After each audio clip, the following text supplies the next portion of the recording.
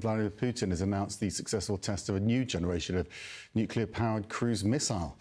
It's part of a program unveiled in 2018 to develop intercontinental and hypersonic missiles. This is file video of a current Russian cruise missile. The latest version is known by NATO as the SCC-X9 Skyfall.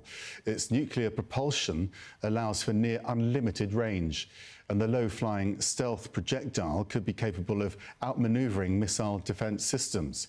Here's President Putin speaking on Thursday in Sochi.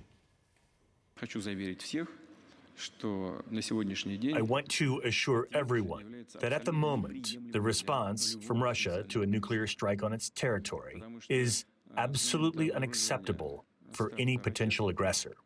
Because from the moment the enemy missile launch is detected, no matter where it comes from any point in the world's oceans or from any territory, in a retaliatory counterstrike, so many hundreds of our missiles will appear in the air that not a single enemy will have a chance of survival in several directions at once. Jill, Putin is putting pressure on Ukraine and the West in a different way as well. He just announced the successful test of a new nuclear-powered missile. No indication of when or where it might be used, but he's laying out clearly that he has very powerful weapons he's willing to use. Oh, yeah. I mean, this is classic Putin right now.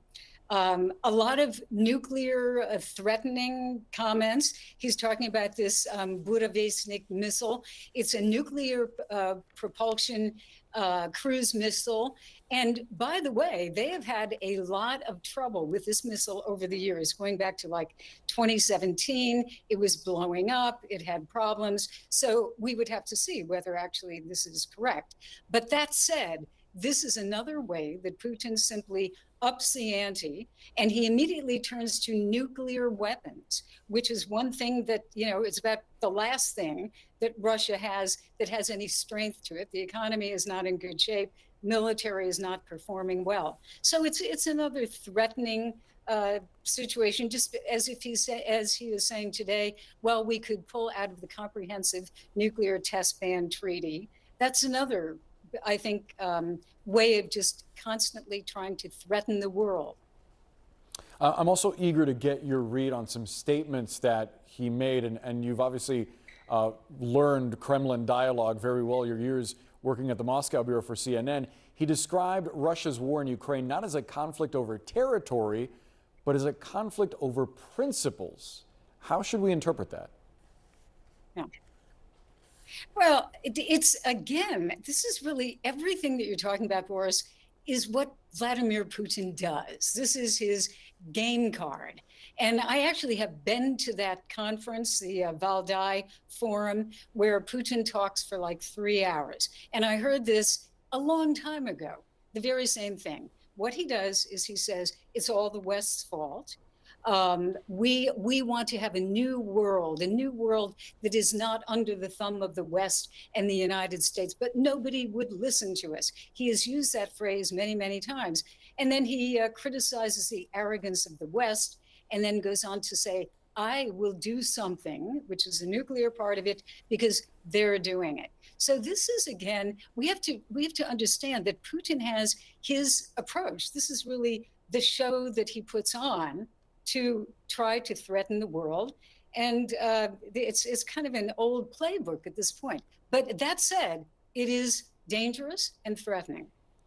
And it comes as there is increased opposition in Congress to sending more aid to Ukraine. The United States, one of the biggest suppliers of military aid in the invasion of Ukraine by Russia.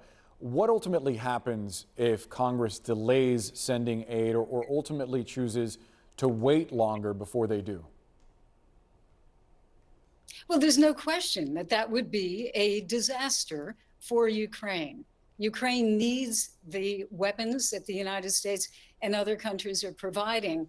And I think this is, we've been speaking about Vladimir Putin, this is his objective, to wait it out, to wait for the West to fall apart, to wait for political dissension to take a toll on support for helping Ukraine, divide the allies, divide Europe from the United States.